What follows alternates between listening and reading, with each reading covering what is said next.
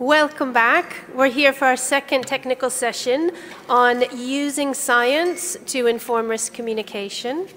We've got a stellar panel with us this afternoon, and we'll get started straight away. We have Marco Massabo, Research Director of the CIMA Foundation. We have Carl Toring from MSB Sweden, Sendai Focal Point. We have Jana, oh, I had it perfectly before. Oh, go on, say it for me. Campinado. It's a beautiful, beautiful name, and I had it perfectly before, and I've lost it. Sorry, Jana. And Raluca Zaharia. There we go. And social behavior change specialist from UNICEF. And Jana, I was distracted and didn't give your title. You're Director of Research and Training of the Research and Training Department at the Euro-Atlantic Resilience Center. Thank you. And Hulda Thorisdottir, and she's a GAR author and associate professor from the University of Iceland. And we'll hear a bit more about them in a minute. But first, we're going to start with a keynote speech from Marco. So when Marco comes up, I'll introduce him a bit more, but I want to make sure that you have the Slido there. And as our speakers are speaking, please do send in questions. And for those of you watching online, you can follow the session on that as well. We'll begin with opening remarks from Marco Massabo, and he is Program Director for Capacity Development in Disaster Risk Reduction and Civil Protection of CIMA Research Foundation. His approach to capacity development is based on bridging the science policy interface for improving disaster risk management. Marco, over to you.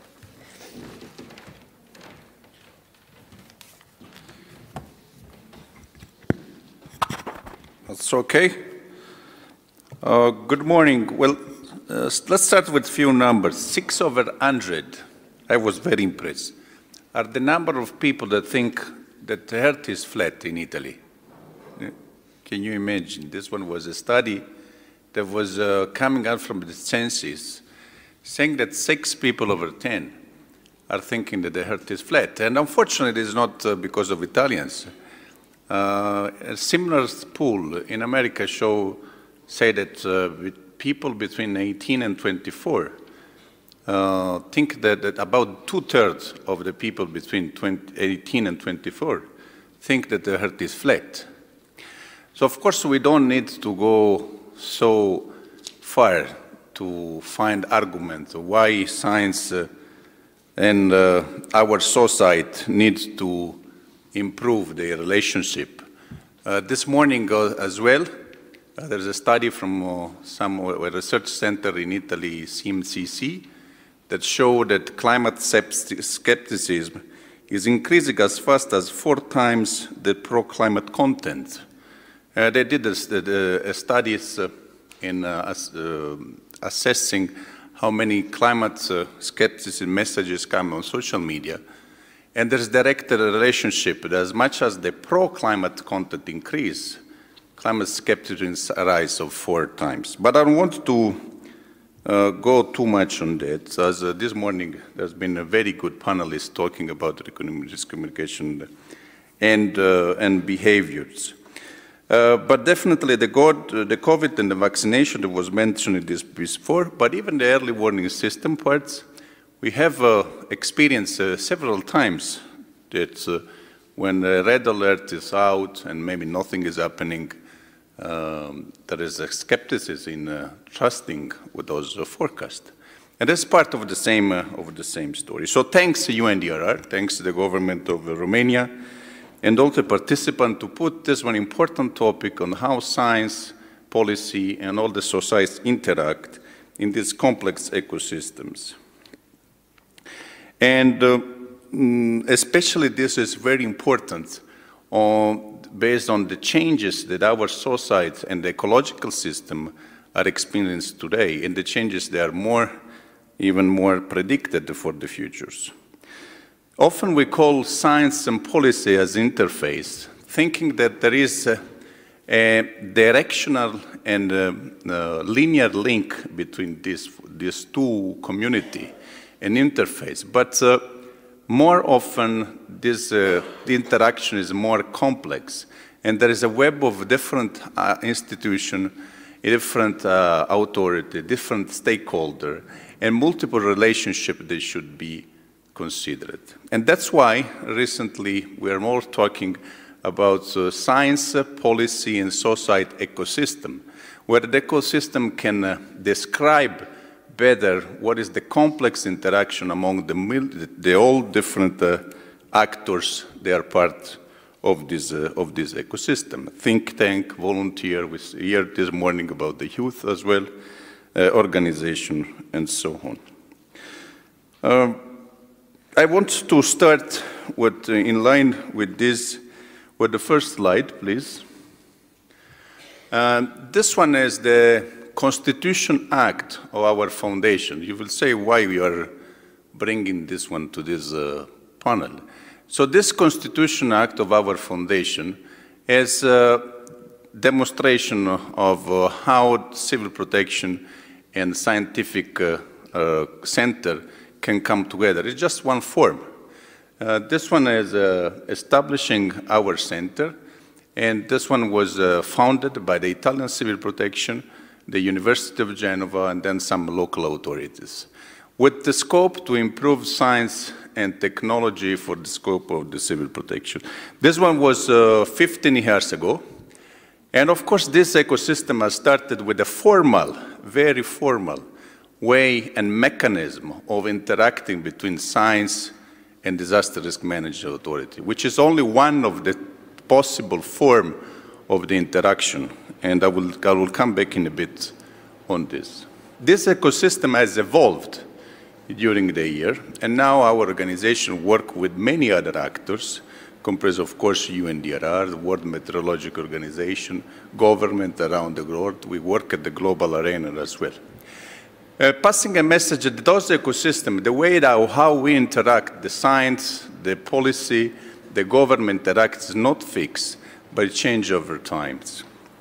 And the second point that I just want to make is on the different mechanisms.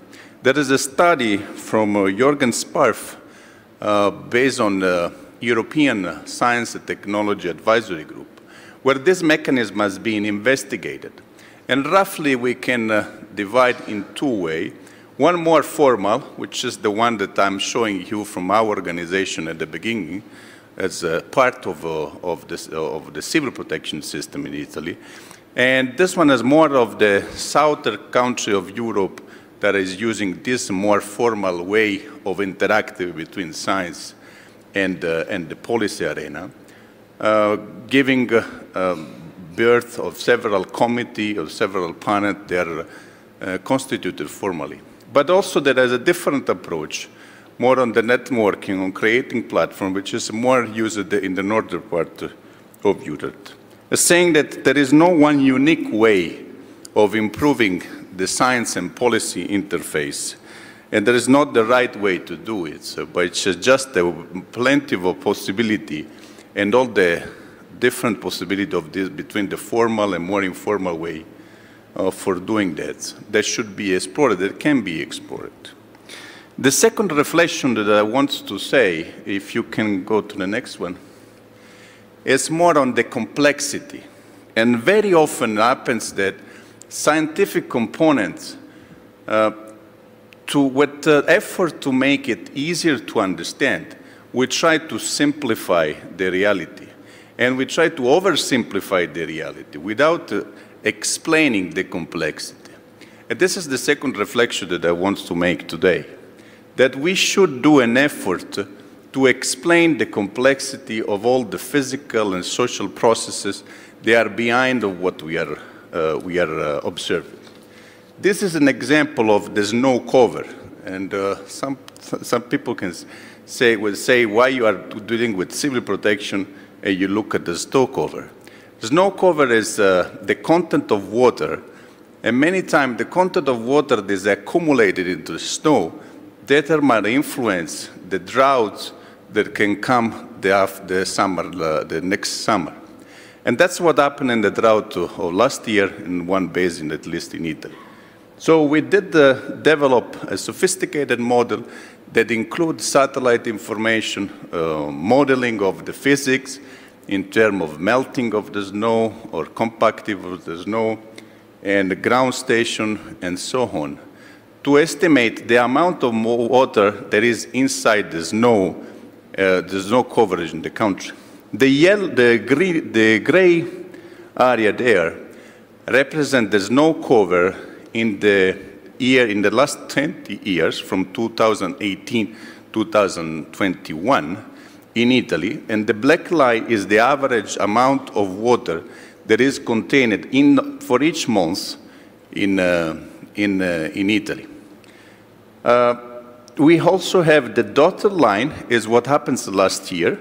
As you can see, there has been a significant decrease of amount of water contained in the snow last year. That was one of the root causes of the droughts that we experienced during the summer of last year. Where are today? We are in the red part. As you can see there is a deficit of about 30% today of water that is contained in the snow in our mountain. How we distribute this one? This one was coordinated with all the different agencies and stakeholders in Italy to pass a message that was then also distributed in mainstream through the different journals, trying to explain what are the complexity behind this environmental system and how this one can potentially affect or no our ecosystem. Of course, we also use social media, especially the one that we develop, and a good interest has been shown in this regards. JRC we are not the only one in this business. Of course, JRC, other research centers are trying to improve the way that we explain complexity of different phenomena. On the same line, if you can go to the next one, as one of the challenges that we have to respond is to assess what are the potential impact of disaster, in this case of flood, to our society, and also to try to estimate how this one will increase or not increase depending on the climate. Here, most of the dialogue that comes focus on the climate, but we also have other social changes that need to be taken into account and are important for assessing the impact that at the end of the day the Civil Protection Authority wants to know to prepare themselves. This one is a graph that illustrates what are the potential impact of flood for different severity with the current climate, what we forecast for the future climate, and also what is the uncertainty related with that. And you will see here, if we consider also the social change in terms of also demographic growth in some of the country, this one can add up to a more complex composition of the risk.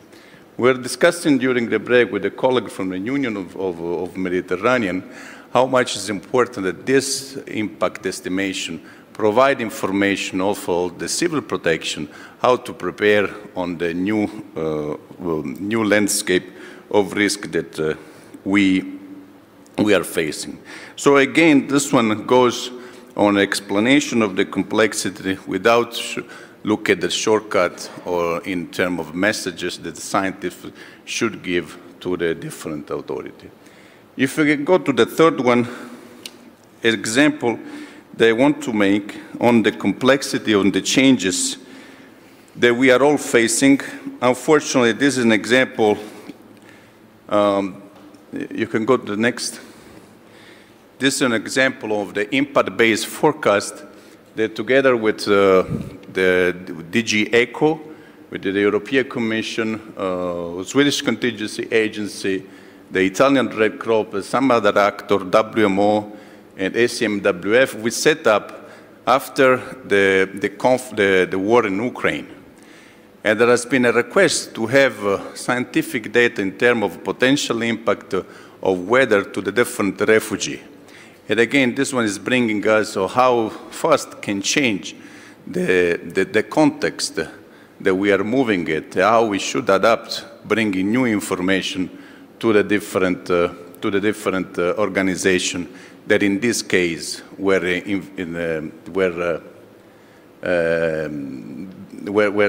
delivering humanitarian aid to Ukraine. This one combined the position, the number of people that has been displaced by a different consequence of the war and condition of the weather and the potential disaster that might affect these people that are around. Yeah? So again, this one is again for the complexity, the changing of the landscape. This one was in a conflict area, but also to respond to the needs of the people and the organization. They are on the field and they require risk information. Next, please. I just want to conclude in this regard on an initiative that we are conducting with UNDRR in trying to bring this experience together. Try to look at what are the different dimensions that describe the science, policy, and society interface. I give some example on the mechanism, about the formal, informal mechanism, the other example. But I also cover a little bit the communication and media, but this morning I think the panel was very much leads on this, on addressing how risk information are channeled through communication and media. I hope I covered a little bit how the scientific information can be coupled with the communication and media, the complexity and uncertainty, and the need to explain this complexity and uncertainty with data. We didn't cover the emergence technology. They are there. Of course, artificial intelligence, drone, and all other million of other emergent technologies. They are changing completely the landscape of the risk and also the potential solution that we have. And also societal approach, where here we can have definitely youth, the voluntary, but even hearts. Even hearts can be a way that can support the improvement of the science and policy interface. So what this Airworthiness to Action will be a global efforts to try to systematize an exchange of experience along all these different dimensions of the science policy ecosystem for the DRR. And with that, I thank you for your attention and look forward for the next dialogue.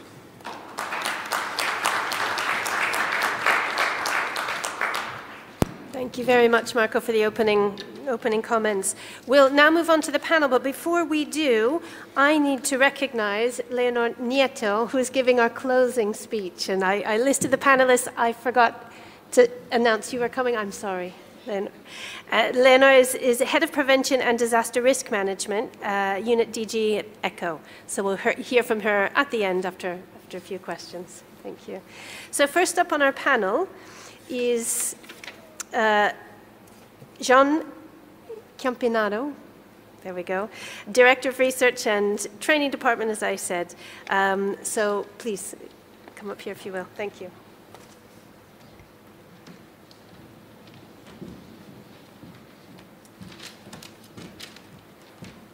Thank you. Hello, everyone. Thank you for inviting me here. I am going to speak today about institutions and systematization of science-informed policy making. As Marco said,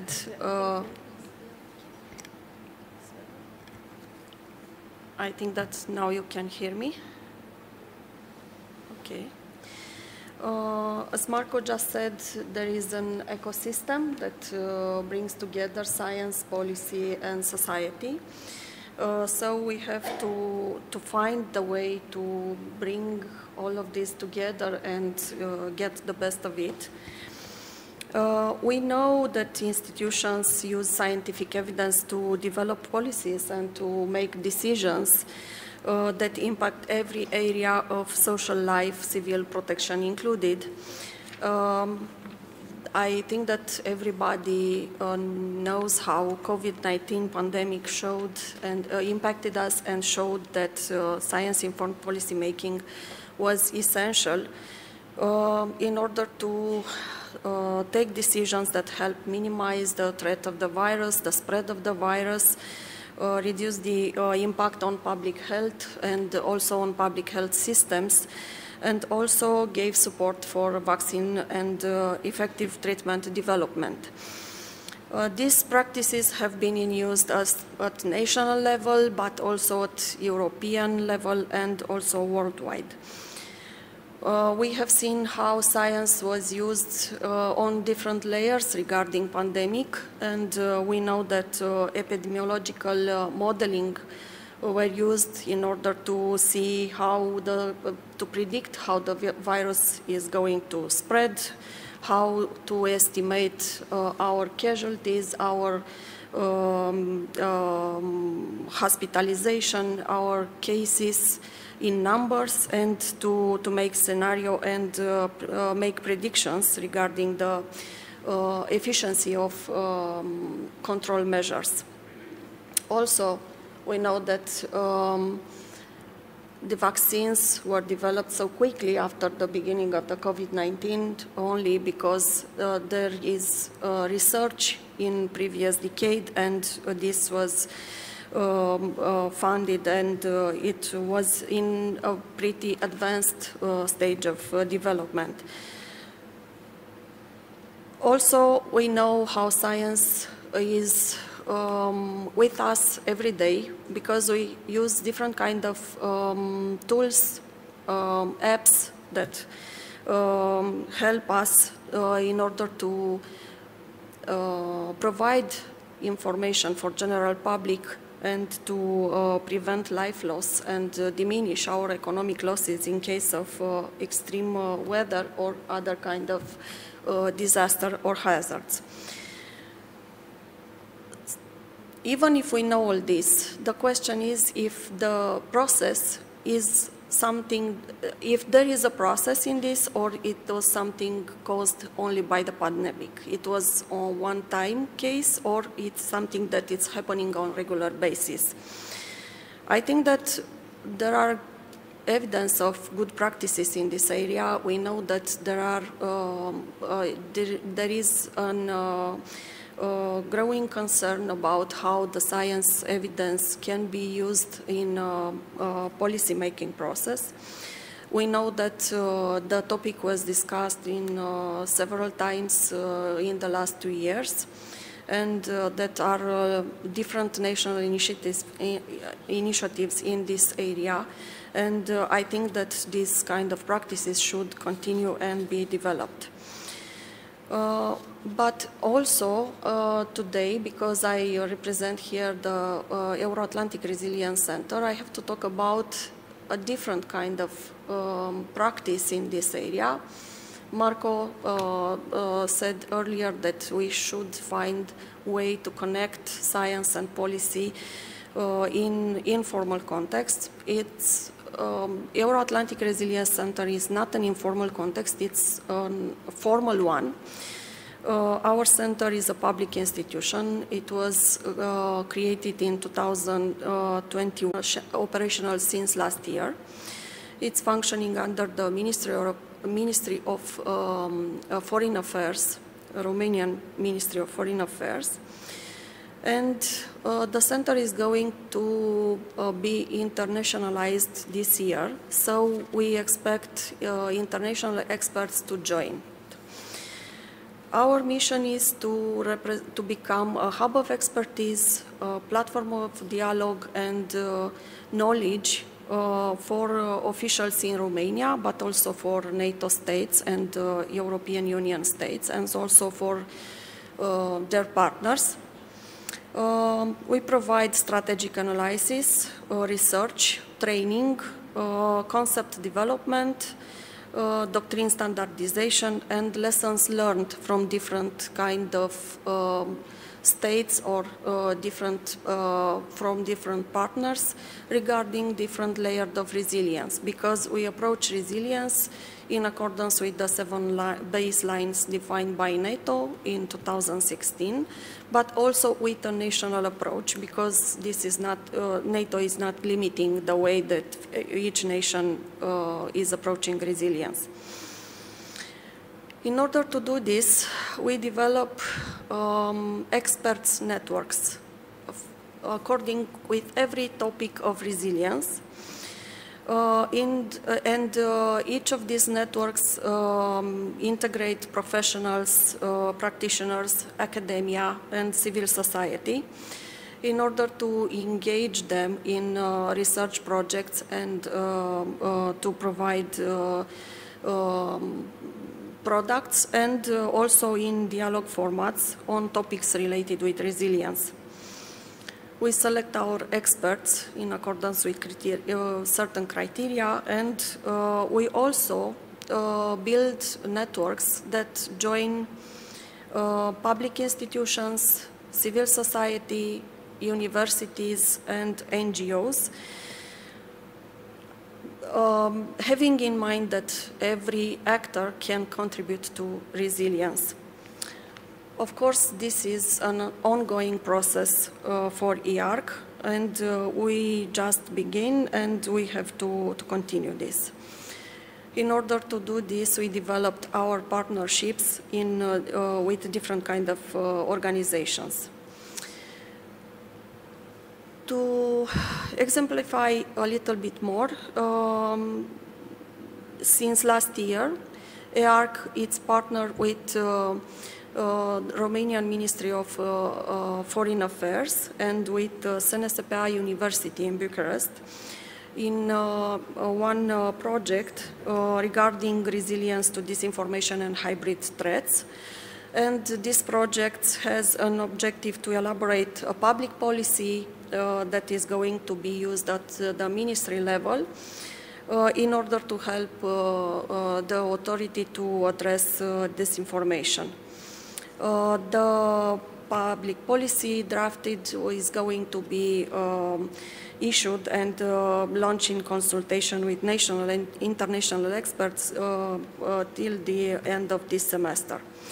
And we also have another proposal, another draft that is going to be our project for this year.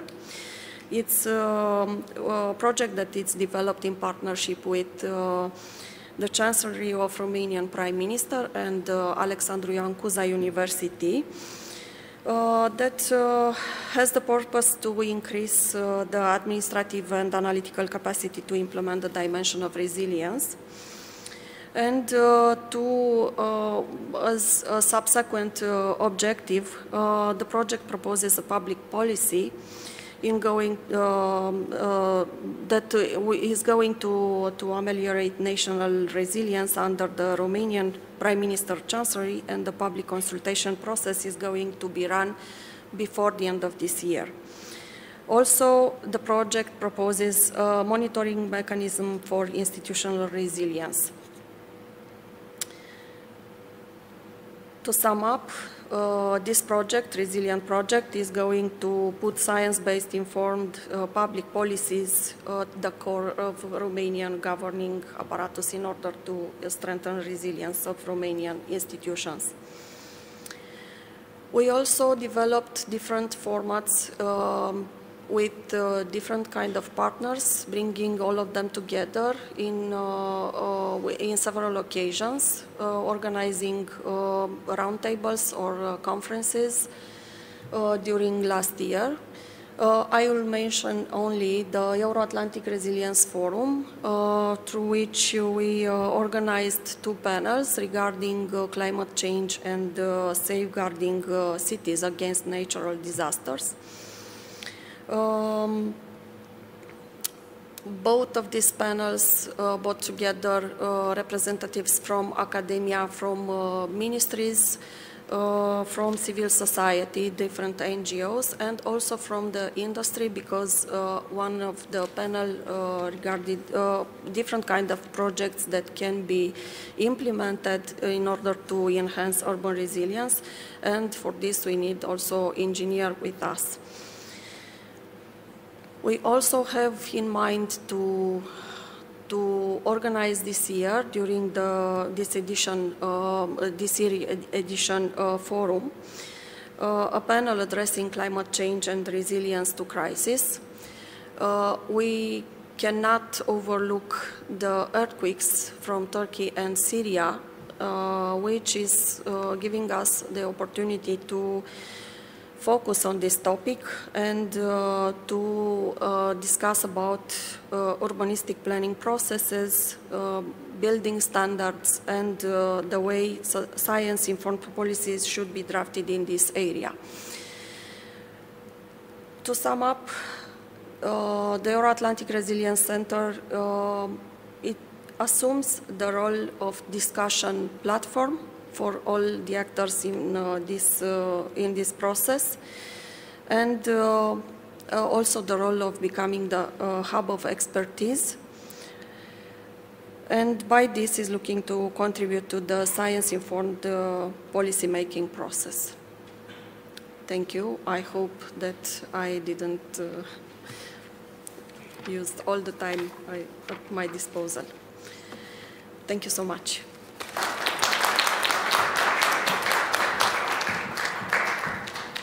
Thank you very much. Next up we have Raluca Zaharia, and she's worked at UNICEF for 18 years and has experience in social and behavior change in development, as well as humanitarian interventions. And for the past 7 years, her work is focused on building and maintaining demand for immunization. Yeah, to you. Thank you. I hope you can hear me. Marco said something very interesting, two things, very interesting. One, that a staggering number of people believe that the Earth is flat. And I believe that not only in Italy. I believe that in Romania, the level is at 40% or something like this, which is still worrying. And that we need to bring science into policy and into the systems. So what I'm going to tell you today is how we tried to make the people trust us when we tell them that the Earth is not flat, and how we tried to apply science, to bring science into applying policies and politics. So I'm going to speak a little bit about immunization because it's been my main concern, professionally for the past 6 or 7 years since Romania had the measles outbreak in 2016. It didn't happen only in Romania, but unfortunately Romania had a very high number of deaths. 64 people. As a number, it doesn't seem much, but these are casualties that could have been avoided through vaccination. Most of them were not vaccinated. Most of them were children who could have been saved. So it's been a concern of ours, and then we started to see opportunities. Opportunities in the shape of studies made by our colleagues in WHO, made by us at regional level and at local level, that showed us that people still trusted the system. The healthcare workers were still the go-to people when they needed information about vaccines. But of course, information is everywhere, good and bad, and it's circulating freely and more rapidly than ever now. And you need to find the information not that suits you, but the information that you know you can trust. So what we did, because this was a public concern, it wasn't only the concern of UNICEF, but heavily a concern of the Ministry of Health and other technical institutions involved in vaccination. And we tried to see how we can improve the system to deliver trustworthy information. Now, of course, you probably know that when we speak about vaccination, we have a large number of people who accept vaccination. So in Romania, the vaccination rate for MMR, for instance, measles, mumps and rubella, is at 75% at the second dose, which is very low because it should be above 95%. So we have like 20% of people who need to be convinced to be vaccinated. Out of them, there is a very low percentage of people who actually refuse vaccination. The in-between are called hesitant. And to address hesitant people, with the help of WHO, we identified, like three pillars of intervention. One is related to the availability of vaccines. This is a little bit out of our hands. And the other two refer to opportunity and motivation. And we narrow it down to motivation. Motivation is related to what people know and what people believe and what people do and care for when they choose to vaccinate or not to vaccinate the children. And we had the previous information that the authority is still the health system, still the health care workers, the general practitioners, the nurses, the mobilizers to vaccination. So this was our target audience for something that we do in partnership with our global office and our regional office and with CDC Atlanta. In 2018, UNICEF developed a global package for interpersonal communication for frontline workers in healthcare, for vaccinators, and we kind of grabbed this package and adapted it for the European region. And then we looked at it again and we said, okay, we want to do something very important here in Romania because we want to increase the acceptance of vaccination. So the huge opportunity for us was a partnership with CDC Atlanta, the Center for Disease Control, and the fact that they linked us to the greatest expert in motivational interview for immunization. His name is Arnaud Guigneur. He's French, but he lives in Canada. And thanks to his work, now the Canadian health system uses motivational interview as counseling for vaccination. It's in their national system. So we had this very scientific base to start from, and we adapted the interpersonal communication package as to include and focus around motivational interview. Now, what does motivational interview do? It has some techniques that, if applied, decrease significantly the time you spend with somebody that you need to convince of something. So in our case, with the use of motivational interview and interpersonal communication techniques, the doctors have at their disposal tools to relate to parents and to increase actually their trust in their relationship and in the vaccination and in the vaccines. This was new not only for us, it was also new for the GPs. Until now, most of them had a sort of unidirectional sort of communication with their patients and with the caregivers. So it was a little bit, frowned upon when we brought it to their attention. But, when they realized that they actually have this very powerful tool that enables a two-way communication and the valorification of the parent as a partner in dialogue, not only a recipient of information, they actually learned that this dialogue can lead to a desired process. So we did that. We trained nearly 400 healthcare workers in 4 counties. That's a test. And then we got a little bit more funding from another donor and partner and went to build a network of trainers. And in doing so, we worked very closely with the system, with the National Institute of Public Health and with the local health authorities, who eased our way and our reach of the GPs. And then we handed over to the National Institute of Public Health, we handed over this training package with the pledge that we can support them for running further trainings.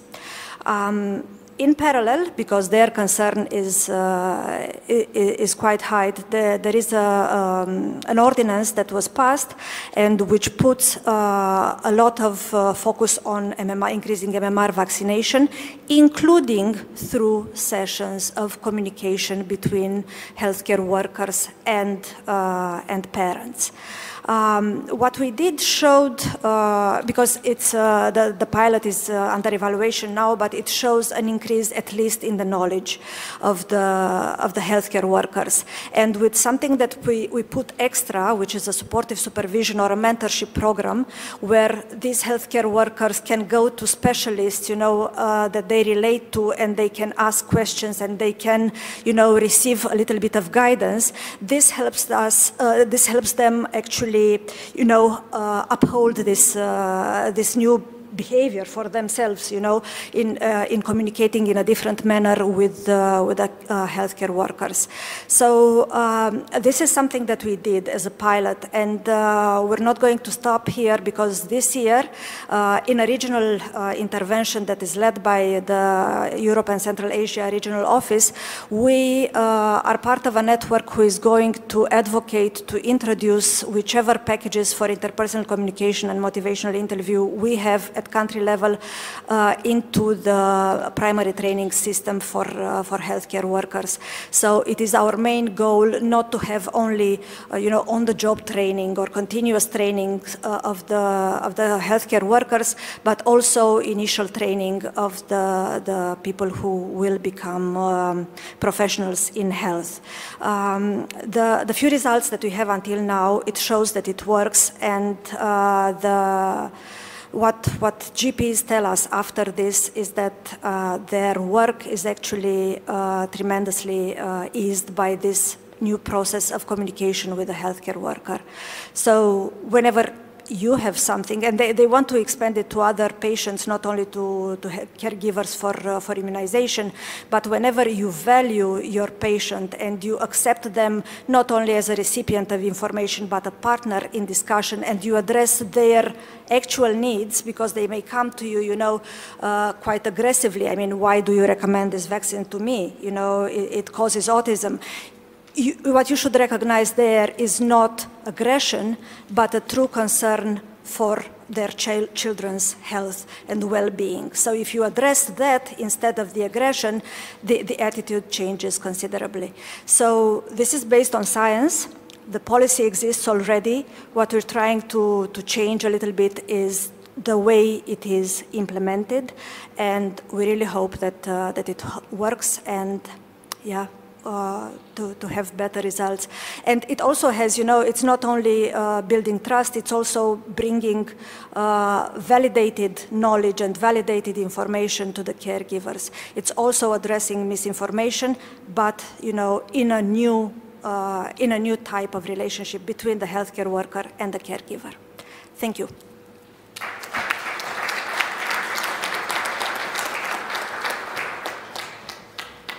Thank you very much. Next up, we have Carl Toring. He's the National Coordinator for the Sendai Framework in Sweden. His previous roles include Head of Asia Operations for the Swedish Red Cross, as well as Operational Manager for the Red Cross Treatment Center for Victims of War and Torture. And in his current role, Carl works to link the Sendai Framework to risk communication operations of the Swedish Civil Contingencies Agency. Yeah? Over to you. Thank you so much. Good afternoon, everyone. Before I begin, I just have to pause and confess that my head is spinning right now. It's been such a brilliant morning and afternoon with so many great ideas. I've been to Finland, looking at the curriculum there.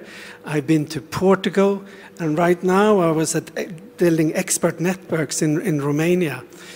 And for this, I of course would like to thank the EFDRR and the government of Romania for bringing us all together.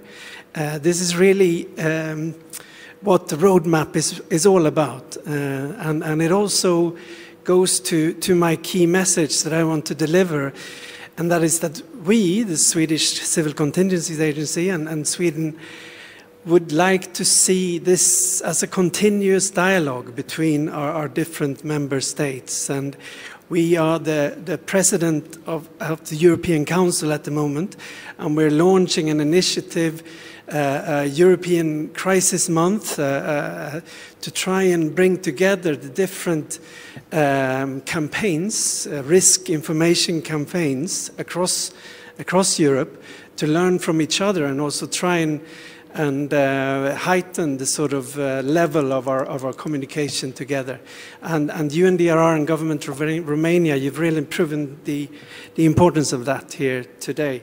I'm going to talk not so much about, MSB, the agency I work with. We commission a lot of research, and I'll be focusing on the risk information related research that we commission and how we use that in campaigns, or rather one specific campaign, our Crisis Week. I'd like to thank Marco for introducing Jürgen Sparf here in the morning, who's one of our researchers in Sweden, who's really helping us understand how we should tailor our message to the local authorities, which is one way that we're trying to use research for risk information. We also do it to identify gaps in our communication, to tailor our message, to build content, and also identify the gatekeepers. Coming here, I looked through our archives and I found the first piece of research we'd done on this from '97, where we looked at how local authorities communicate risk. And already back then, identifying gatekeepers and working with them to strengthen messaging was a key finding, and it's still something that we're working a lot on today. In Sweden, just to say two things about the Swedish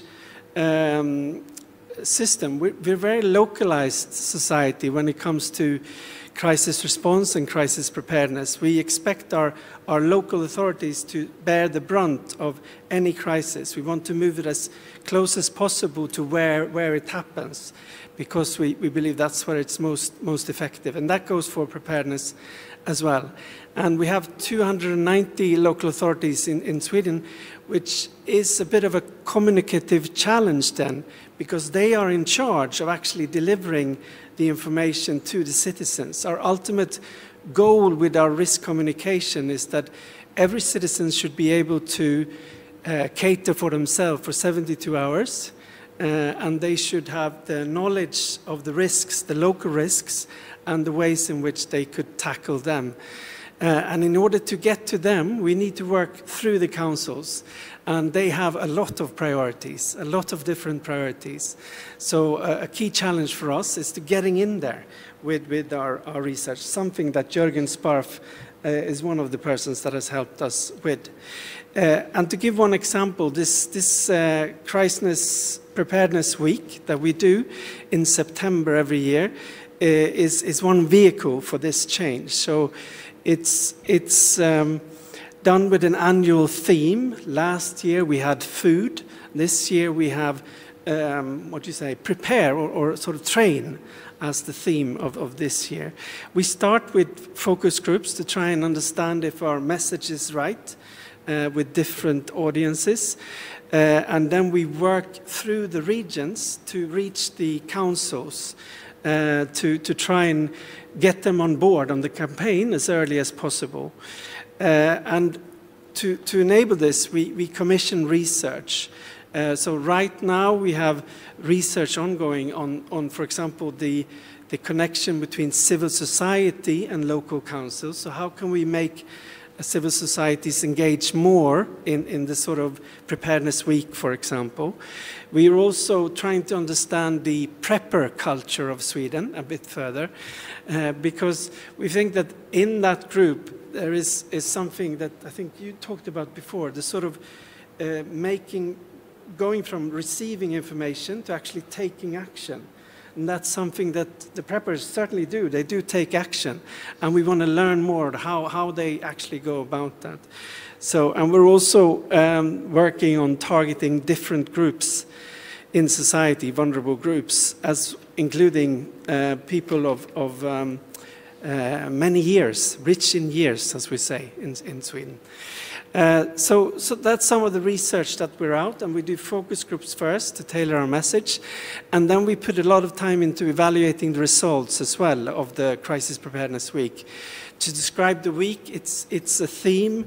We use several different channels. I think Portugal mentioned the sort of sport heroes. We have this, last year we had the strongest woman in the world. She actually lives in Sweden, by the way. She was one of the key advocates of food. She showed how you prepare food in your house and what food you should keep and how to store it, basically. And we used social media and different channels, including the news, to get that message out. Yes, so, and then we evaluate results. So also when evaluating results, we put a specific emphasis on evaluating how different target groups receive our information. For example, people from different language groups, how the message worked for them. In 2018, the Association of Local Authorities and Regions, they did a big overview study across the country of how the Crisis Preparedness Week is used. And they came up with a lot of case stories, which I think was quite illustrative to illustrate the point that we make the campaign, but it takes different forms across the country. Every council makes their version of this, you know. So you have in one council, they instituted a test in all the schools. They call it sort of mock national exam in civil preparedness. In another, they had engaged theaters, so they had street theaters. We had our central bank. They served food last year from sort of a crisis preparedness perspective. So all our bankers, they sort of ate to be ready. Goes all the way to the top, our messaging. No, so that's just, and also another way was the regions. The regions are really a key stakeholder here, because they can create networks of councils and enable them in the pre-work and post-work, which we've seen very good results from. Yes.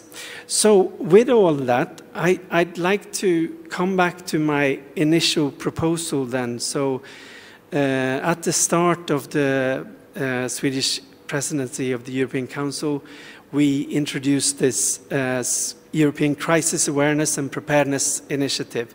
Essentially, our idea is to bring together the different ways in which we try and risk communicate and learn from each other and try and compile that into 1 week. The ProCiv, the working party on the civil protection in the EU, they had a meeting earlier this year and they were all in favor of this idea, and it's now with the European Commission to see if we can take that further with a vision to do this in 2024. And I personally, as a Sunday national focal point, would really like to see EFDRR being part of that journey. Thank you all again for this meeting here today.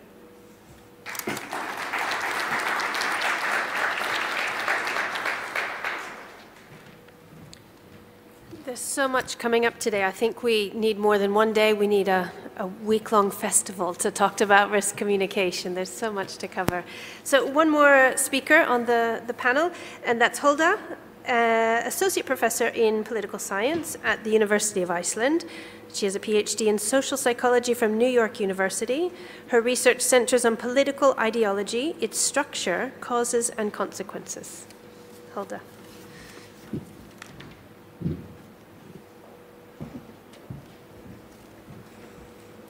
Oh, this is not going to end well. Yeah. Thank you, Lisa, for the introduction. And thank you very much, organizers of today, EFDRR and Government of Romania, for bringing us together, and not least from my perspective, for bringing behavioral science and psychology so clearly to the table.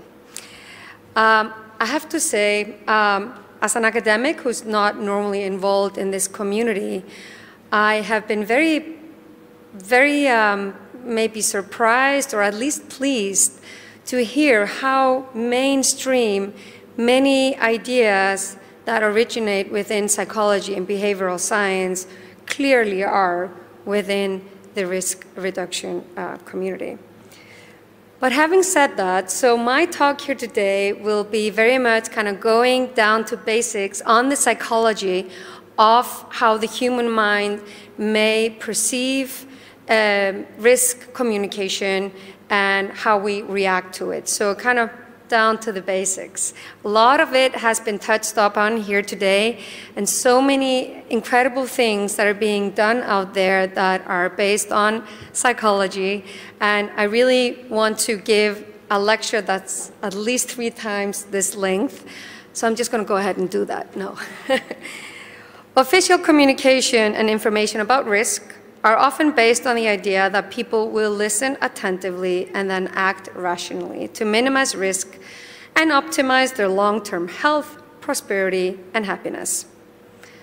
Unfortunately, as we know, in many cases, this assumption is demonstrably wrong.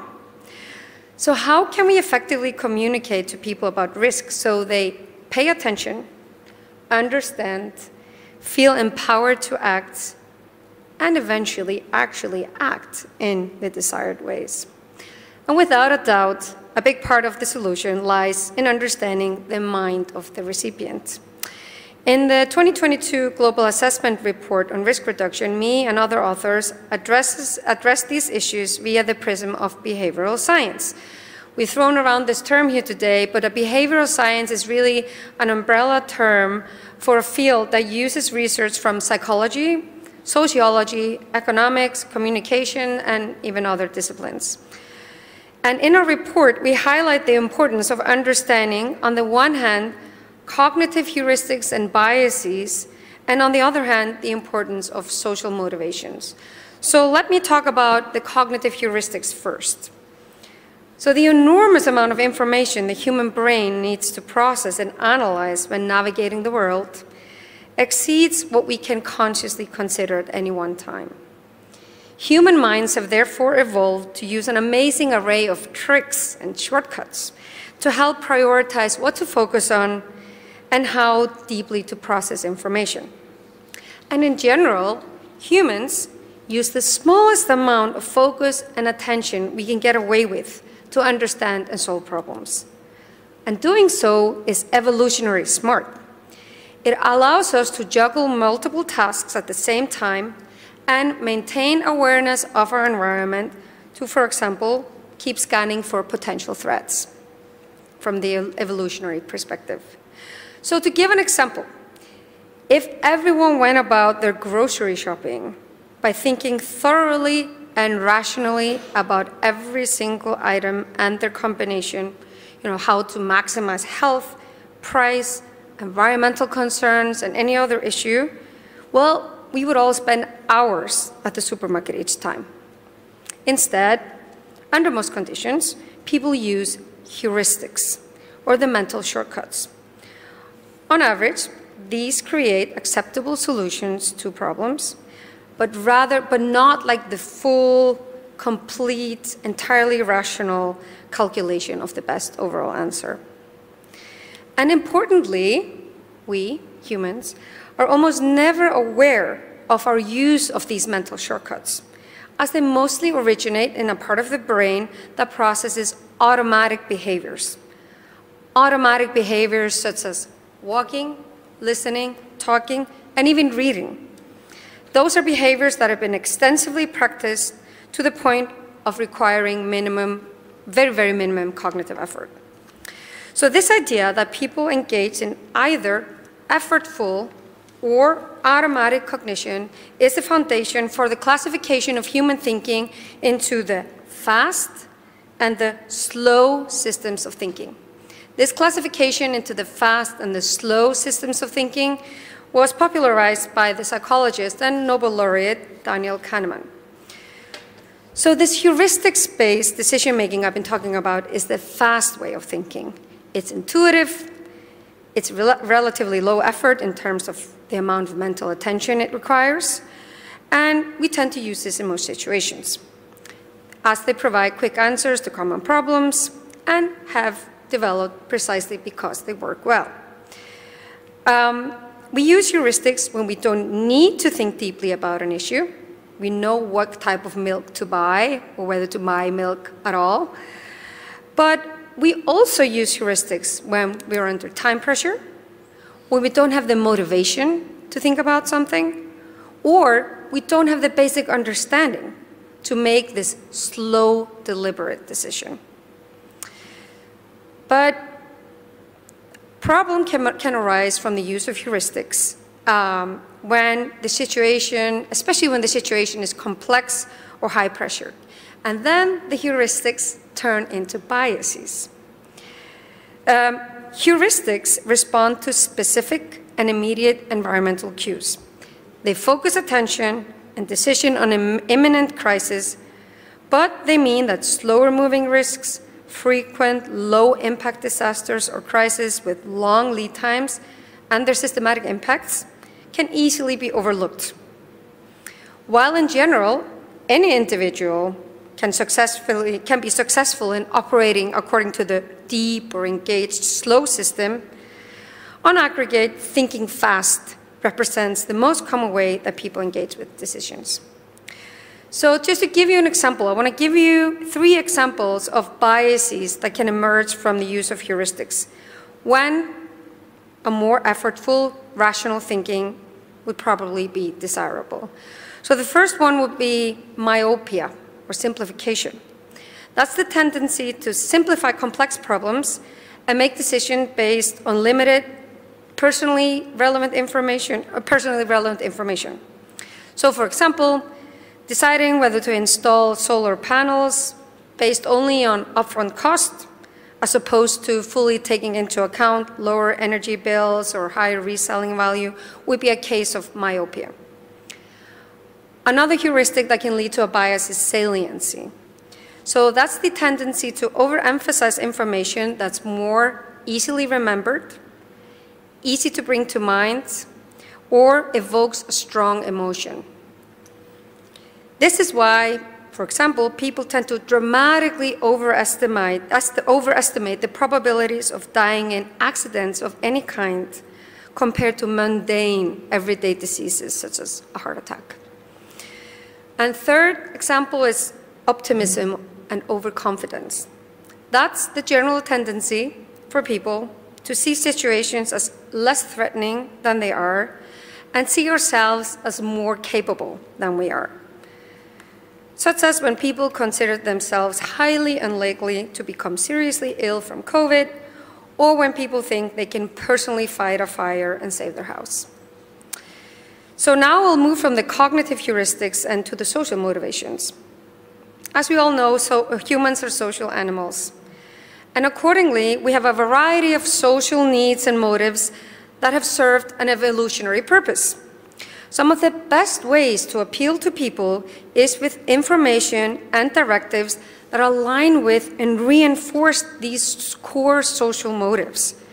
Just to name one here, the social motive of the need to belong. The need to belong to our social group and to be accepted by our social group. That's an exceptionally powerful motive. People will adapt their behavior and beliefs to fit into their social group, even at the cost of being right or at the cost of their other self-interests. The social motive can have very strong implication for disaster risk reduction. If people believe other members of their social group, especially highly valued members, have taken certain precautions, they will be much more likely to follow suit. So the use of social norms is one of the most powerful mechanisms we have to convince people to act in certain ways. But by the same token, it can be extraordinarily hard to fight maladaptive behaviors if a norm counter to risk reduction has formed within a social group. So research in the wake of COVID, for example, has shown that one of the most effective ways to get people on board with preventative behavior was to communicate, we're in this together, but only if the communicator was seen as belonging to the people's social group. Otherwise, this may absolutely backfire. But people also don't like it when their beliefs about themselves or their views of the world are challenged. This requires sensitivity to the cultural context and even subgroups within communities. A study in Australia found people within the same communities reacted differently to the idea of wildfire mitigation strategies, depending on what deeply held belief they saw as most significant to them. So let me explain. Those who highly valued nature preservation found the necessary clearing of vegetation to run counter to their deeply held beliefs about nature preservation. And this caused tension with the people within the same community who placed higher value on keeping the community safe.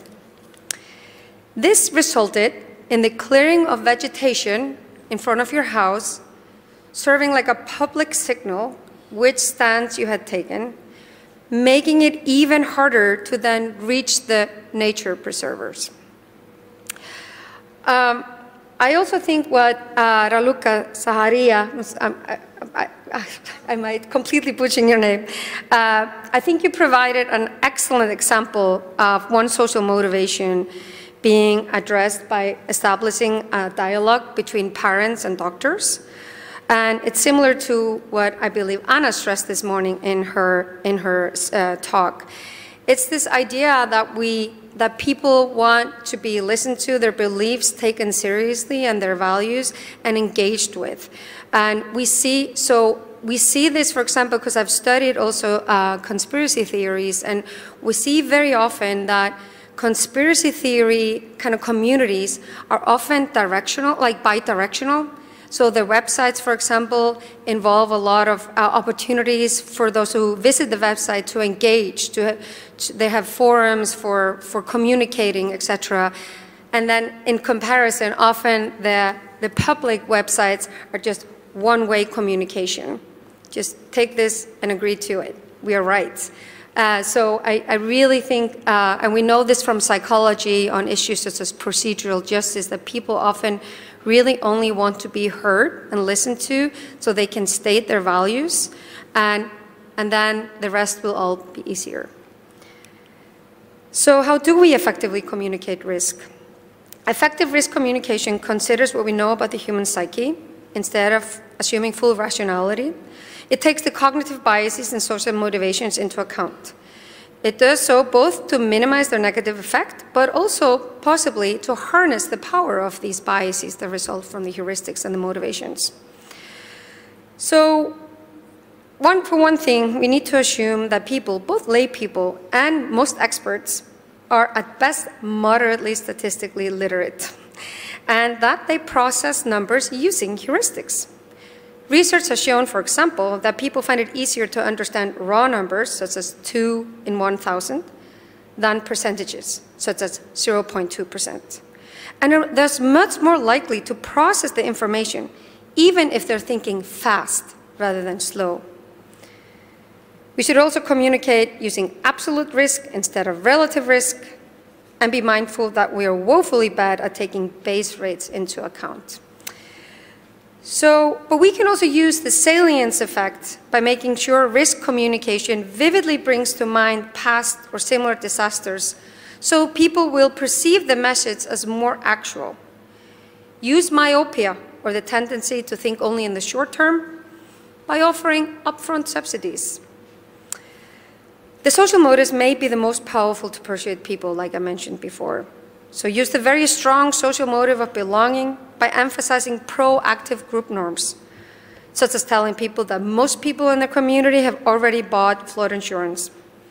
Also consider, as I'm sure people here do, when message is better delivered by a high esteemed member of the community as opposed to a distant official or politician.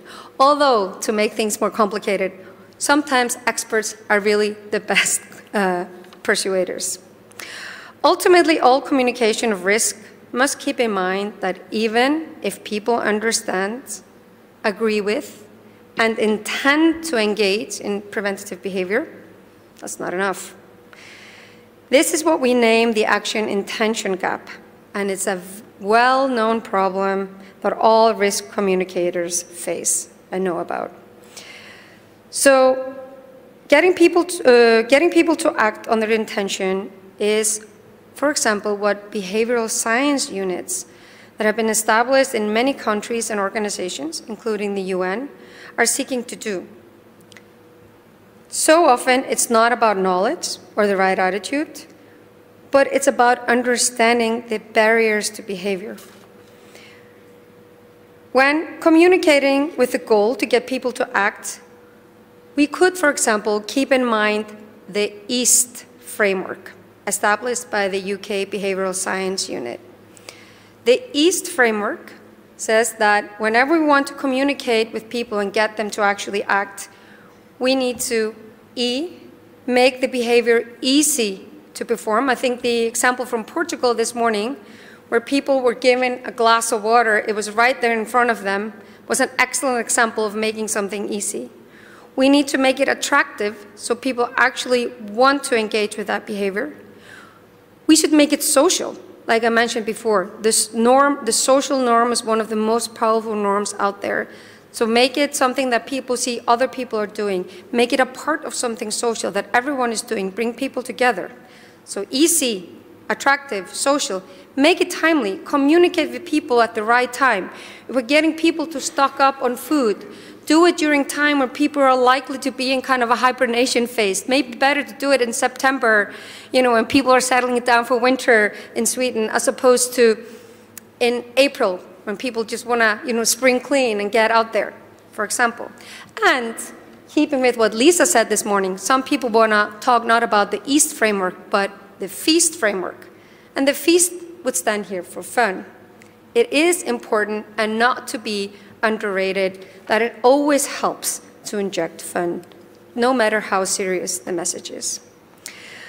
Ultimately, the challenge to move people from intention to action will depend on the issue and the local context. It requires both precise identification of the practical barriers and facilitators of behaviors, as well as a good understanding of the capable and complex but very human way of thinking. Thank you.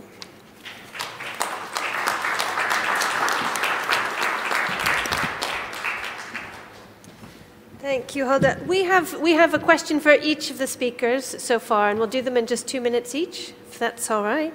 For Raluca first, there should be a microphone. I think we've just got 2 amongst you, so we'll pass them around. Raluca, what would it take to address climate transformation policies or disaster preparedness using the same path as your vaccine hesitancy work? Oh, that's a very tough one. Well, bringing back trust in the experts would be one thing. And bringing back trust in the authorities, or developing the trust in the authorities. I will use another example from the COVID pandemic, which was overwhelming. In the countries where people had the most trust in the authorities, the vaccination process and the prevention measures were uptaken to the highest level. So I believe that it's a long journey, but building back trust in the experts and in the authorities, yes. Okay, thank you. These are not from me, by the way. These are from Slido, the questions. So the tough questions are coming from the audience. All right, for Carl. You've got your microphone, Carl. Oops, even more coming in. Here we go. Where are the resistant forces that undermine this communication across sectors and scales? How do you safeguard the integrity of the message? Could you say that again? I will. I feel like I'm on a game show now. Can you repeat the question? No. Where are the resistant forces that undermine this communication across sectors and scales? How do you safeguard the integrity of the message? Well, I mean, the resistance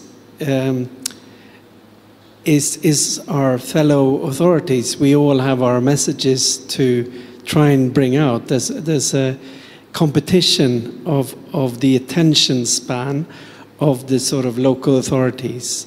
So we have campaigns from the sort of health board on COVID-related matters. We have campaigns from our environment authorities on climate change, and we're all competing for the same sort of headspace.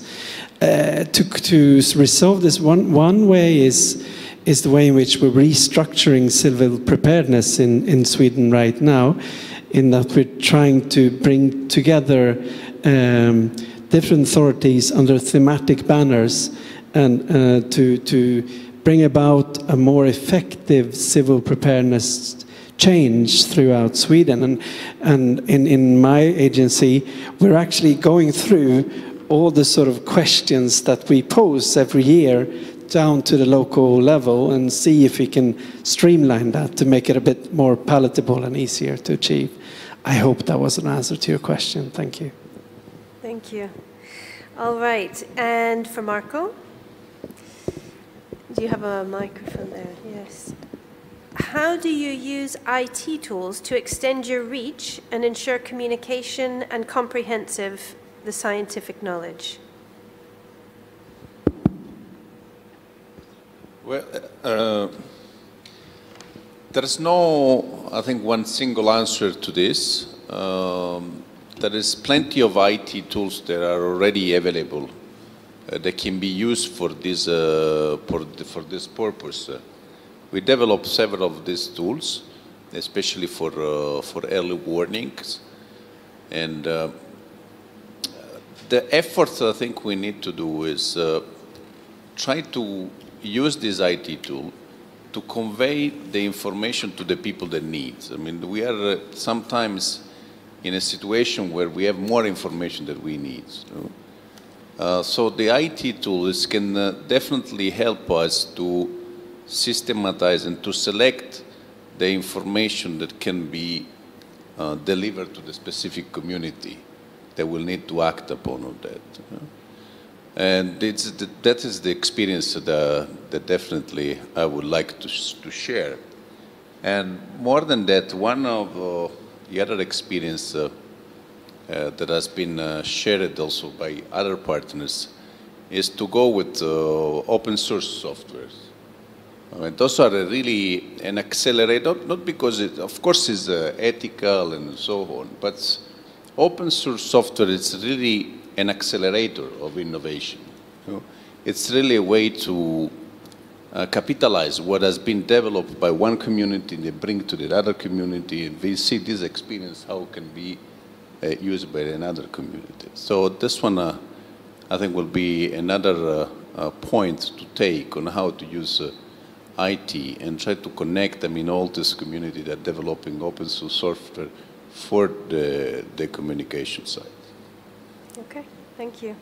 And Jana, and for you, what is the role for policy making in science? Is it only science to policy? Is it only policy to public?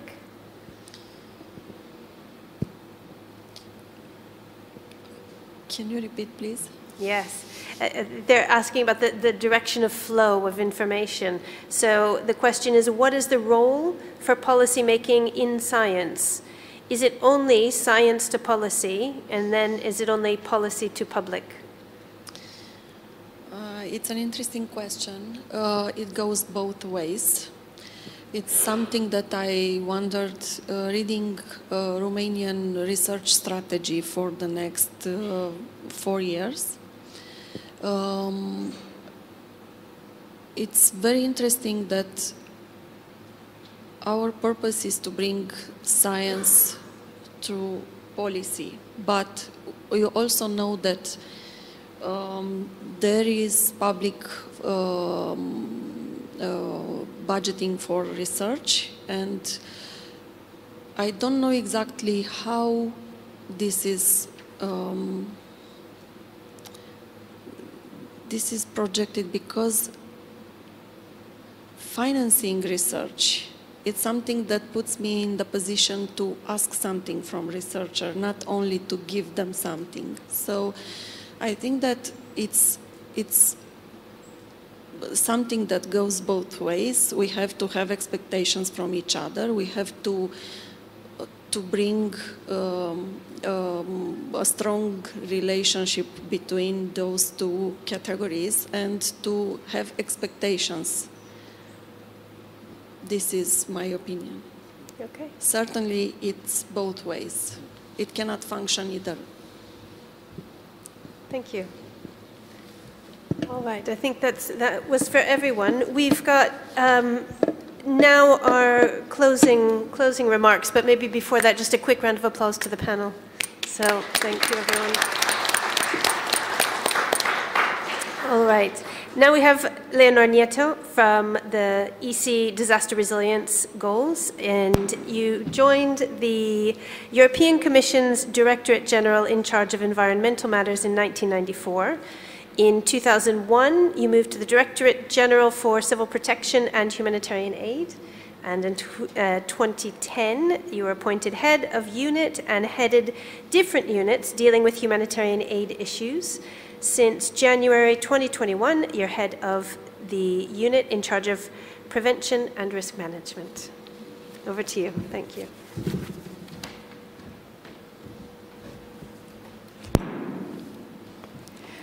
Good afternoon, colleagues. First of all, I'd like my previous speaker said, say a big thank you to EFDRR and to our Romanian host for gathering all of us here today around this very topical and challenging issue of risk communication.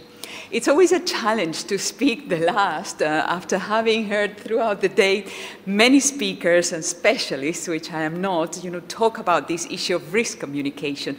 So what I will try to do in my short intervention to close the day is to give you a little bit the European Union perspective on the topic of risk communication. And in order to do so, I will mention two things. One is recent policy development, the Union disaster resilience goals that some of the speakers have mentioned here today. And second, I will also very briefly outline some of the tools that are at the disposal of the states participating in the European Civil Protection Mechanism to support risk communication activities in particular. So, first, disaster resilience goals. The European Commission adopted on the 8th of February, the so-called Union Disaster Resilience Goals. These goals were introduced in the European Civil Protection Mechanism legislation in 2021. And for me, they reflect an evolution that we've seen over the years in the area of the UCPM. I think that the UCPM legislation was very much geared in the beginning towards response. And over the years, we have seen a move towards incorporating and reinforcing provisions in the area of preparedness and in prevention. So these goals, they are non-binding objectives which aim to support prevention and preparedness actions to improve the capacity of the Union and of the states participating in the UCPM to withstand the effects of disasters. The goals are the result of a collective work, and I would like to seize this opportunity here to really thank all those who participated alongside the Commission in the process that led to the development of these goals. The goals, in accordance with the legislation, had to be adopted in the form of a Commission recommendation. However, when we were discussing doing the final work before the adoption of this package to the College, our Commissioner had the idea to accompany this recommendation, which is really addressed to the civil protection community and is very specialized, to accompany this recommendation with a communication.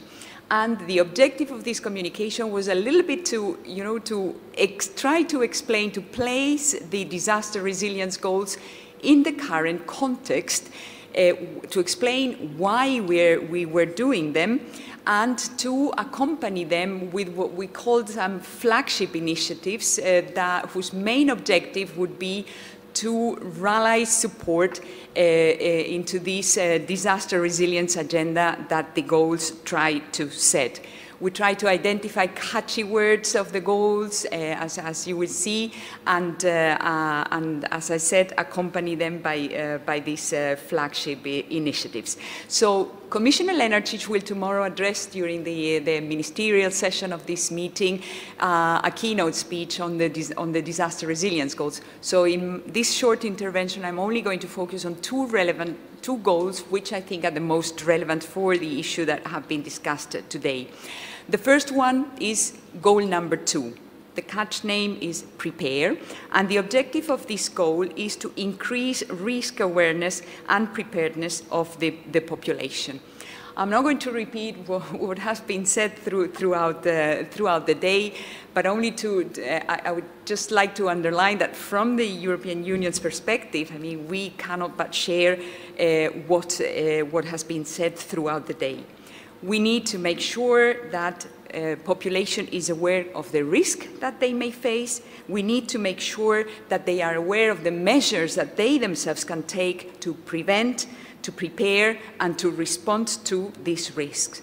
And for this to be effective, we need to make sure that the information is communicated clearly in an understandable way, and which is adapted also to the different needs. So indeed, as we've said, so scientists, politicians, journalists, academia, the education sector, we all have to work together to make sure that all the perspectives are taken into account so that they become mutually supportive and that we can achieve our stated objective, which is to make citizens, the population, actors of their own resilience, and to embed the culture of risk prevention in the societies. So today, in today's world, we have a blessing and a curse. We have lots of means to communicate, which is indeed a blessing, but we have also the curse, if I may say, that this also opens the way for misinformation, miscommunication, fake news, etc. And there is really a big challenge to address this issue. The issue of risk communication from the perspective of the European Union. So risk communication, we think it's first and foremost a responsibility of the states. As was said by previous speakers, so you are the first frontliners. You know your populations best at national, local, and regional level. We and the European Commission, we have a kind of more late, we're not a state, we're not a country, we sit a bit in the back on that, and our aim is really to try to support these efforts as well as we can. For example, following the last year's wildfire season, which was one of the worst recorded, there was a ministerial meeting where all ministers agreed that we need to continue reinforcing our capacities, aerial forest fires capacities, in order to be able to respond to fires when they break out. At the same time, they acknowledged that we need to invest much more in prevention. And for that reason, and part of its prevention is also risk communication. So what we are trying to do at the European level is we issued very recently a call to the states and participating states to share with us good practices in the area of risk awareness for forest fires. And we are trying to compile all the different responses that we have received and then disseminate them, because, as was said, we can all learn from each other. There is a wealth of practice in all the states, but we can share it. Wildfires, we have seen, because of climate change, are becoming a risk, which is becoming much more. It was always associated to the southern part of Europe. Now we're seeing that forest fires are expanding into Central Europe, even in northern parts of Europe, and there is again a lot of practices that we can share and that we can learn from. So under this prepare goal, we have come up with this initiative, which is Prepare EU, and I want to thank, to praise the work that the Swedish presidency is now doing. We want to try to support the ideas that the Swedish presidency is putting forward and creating something under a European umbrella, while at the same time acknowledging that each state have got its practices, its different exposures to risk. But if we bring it under an umbrella, and the examples, for example, this morning of Dr. Arafat with the campaign that the Romanian authorities are going to launch now following the International Day of Civil Defense, and your activities, your week, are going to be very useful for this purpose. So we're very much looking forward to working with all of you on that goal. Second goal that is relevant for the discussion is alert, early warnings. Indeed, early warnings are a key part also of risk communication. For them, in order to be effective, the warning messages need to be timely, accessible, clear, and actionable. We at the European level, we have developed together, for example, with the Joint Research Center, to mention the role of science, some global early warnings. But what we're trying to do is to try to support the linkages, better linkages between these global systems and the last mile early warnings at the level of the member states. Now I'm going to come to the support. How can we support? So every year we have what we call prevention and preparedness grants. That we issue calls to invite member states and participating states to submit proposals. We've just released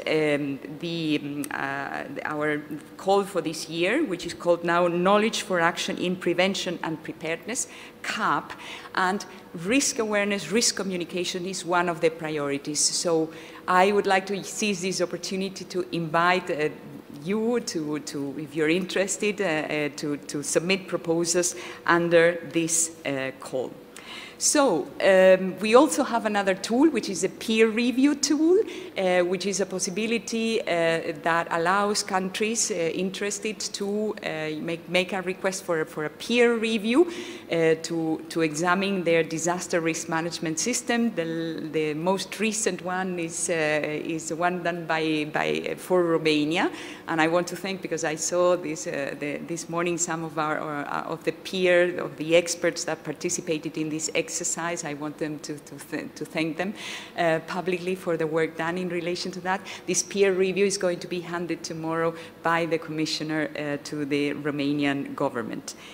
So to conclude, I would just like to underline again that our risk landscape is changing very rapidly.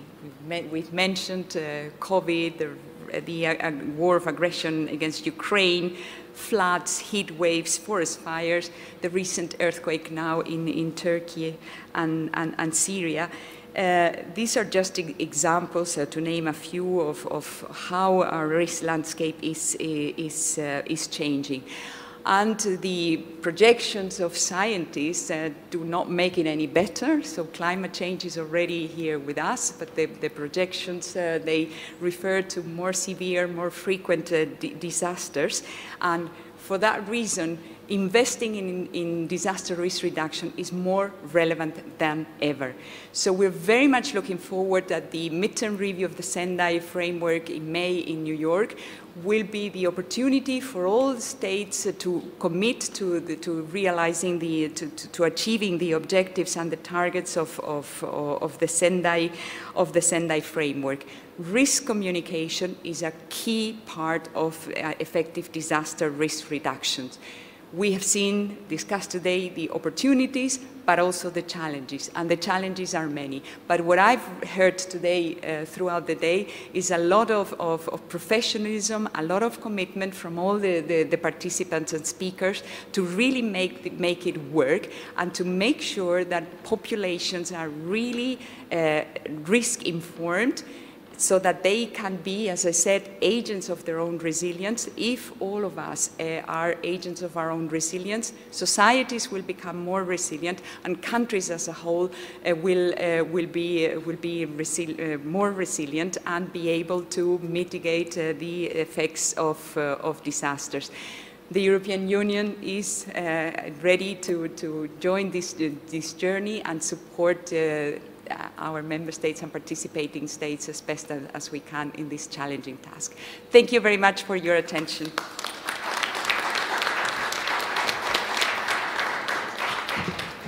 Thank you very much, Leonor. We have 10 minutes left, and if we've learned anything today, it's that we need to listen to communities, to the audience. And the questions here in this audience are still coming in. So we're going to skip over any summary. I think that you've all been listening very carefully. We'll skip a summary and go back to questions, if we may, for the panel. Okay, for Carl, one for you. Here, most policymakers are overwhelmed by research and how to start. Can you talk about how commissioned research lets policymakers communicate with science about their priorities? Shall I say that again? Yeah. The last bit. Yes. Just the last thing. Can you talk about how commissioned research lets policymakers communicate with science about their priorities? Right. I'll give an example as an answer to that one. So right now we are translating a vulnerability index. We've lent it from United States. There it's applied to try and track the different vulnerabilities of different groups in Sweden, and we want to use that to be more targeted in our communication, and also try and address risks in a more needs-based way than what we're able to do right now. And while developing that is a dialogue between us and the researchers about how to translate the vulnerability index, but also how to make it viable as a policy-making tool in the Swedish context. I think that's a way in which we are an example of how we're having that dialogue with researchers about science that is actually helping us direct our work and related to climate change. Okay, thank you. Thank you. Do any of the other panelists or speakers want to chip in on that? And that's okay, because we have more questions. So for Hulda, some will say that there is nothing better than a disaster to change behaviors. How far do we need to build good communication on past experience?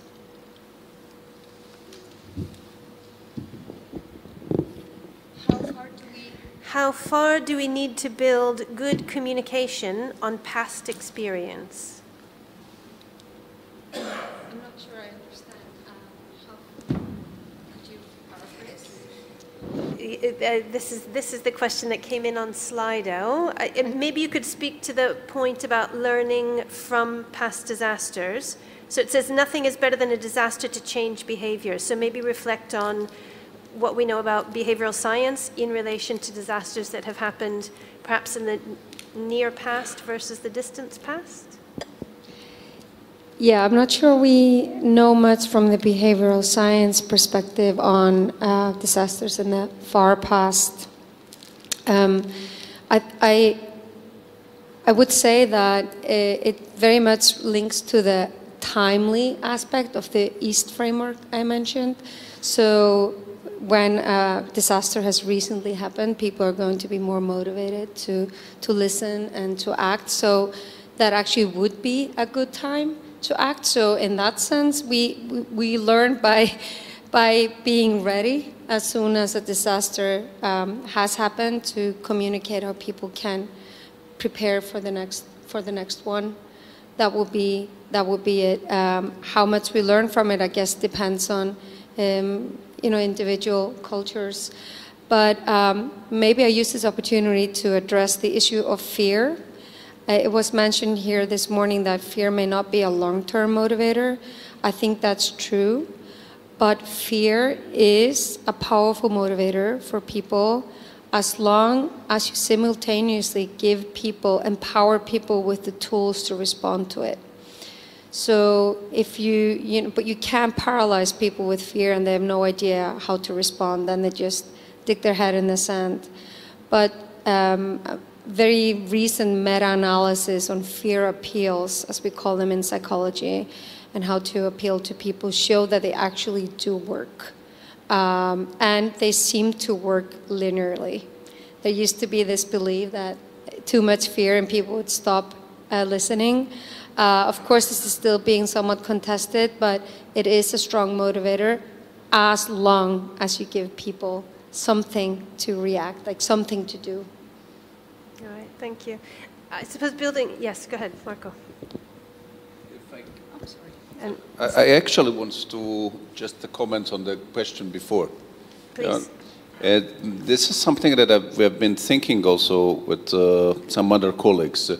So in general, developing research, we might also have two approaches. You know? So the policymakers that request some scientific services, you know, to the different scientific community. And that's the other way is sometimes scientists develop their own science and then they go to the policymaker and say, okay, definitely you need that. Why don't you use this? The better result that has been developed so far is actually when these two communities work together from the beginning and they develop common objective from the beginning. So they engage in a dialogue from the beginning of developing the search. But those practices are all there, but definitely, I mean, bringing together in a partnership from the beginning is something that got a better result. And in this also, I just want to make a comment that is a little bit lateral to this. There are plenty of different community of practice and network that are coming out. You know? And sometimes they are still segregated. So we have community from Civil Protection Authority, we have community for scientists, we have community for youth, and we have community for volunteers. But I think we need to do an effort to bring this community together, so to have a space where all these voices can come together to a common objectives. Because that one is maybe a way that we can really address the complexity of the system that we are looking at. Thank you. Luca? Thank you. I just wanted to add something to what Hilde was saying. Indeed, you know, disasters can bring up, you know, safe behavior, so to say. But, you know, they tend to pass after the disaster stopped. So the farther the disaster, for instance, an earthquake in Romania, you know, it happened in '77, 40 years already, it's not here yet. So, but people forget, and this is where you need to go very far, as the question was, to repeat the message, to repeat the practice, you know, in order to maintain active and present in the people's mind the behavior. And this is related, I believe, to what Ken said, that there is a week of preparedness, you know. If we could have this week of preparedness every year, for instance, this memory would be very, you know, very fresh to us when it happens. There are other, I wouldn't call it a disaster, but for instance, going back to the pandemic, you know, wearing a mask, you know, if the flu comes, you know that you need to wear a mask and it's safe for you. So that behavior is easier to keep. But, you know, as far as behaviors go, a one-time message or a one-time thing is never enough. Thank you. And so much more to talk about in relation to how indigenous communities have kept up long histories and memory over a very long time. One last question. We've got 1 minute and one question. Leonor, this is for you. How can the Union Civil Protection Mechanism support risk communication in its members? Yeah, thank you for the question. I think I partly addressed the answer in my speech, but indeed in the area, as I said, risk communication, the European Union is not a state. We don't have, one European Union. We've got citizens speaking different languages, so I really think that risk communication is a responsibility first and foremost of the states and of the participating states, and that we as a union, we have to try to support this task. How? As I said, we have some financial means that we put at the disposal of members of the UCPM to make use of them and develop projects which include the area of risk communication. We also have at the level of the European Union the Joint Research Center, which has facilitated, contributes in research. We have an enormous, very big Horizon 2020 research programs. This goes wider than the civil protection. So there are means. And first and foremost, also, I think that we can play the role of a facilitator in the same way as today UNDRR and Romania have gathered all us here. We can also, gather the states of the Union Civil Protection Mechanism and even beyond, share practices and disseminate these practices so that indeed we achieve this common objective that we all have of having populations really becoming agents of their own resilience. Thank you. Okay, thank you. And with that, we're out of time. I've enjoyed and I've learned so much from this panel and from all the speakers today. And I hope we keep talking. We come from very similar but different communities, and we've talked a lot about how communities need to come together, and you've talked about communities of sector communities as well as public communities. There's so much more to talk about and learn on risk communication, and I hope we all see each other again sometime soon to take it further. Thank you, everyone.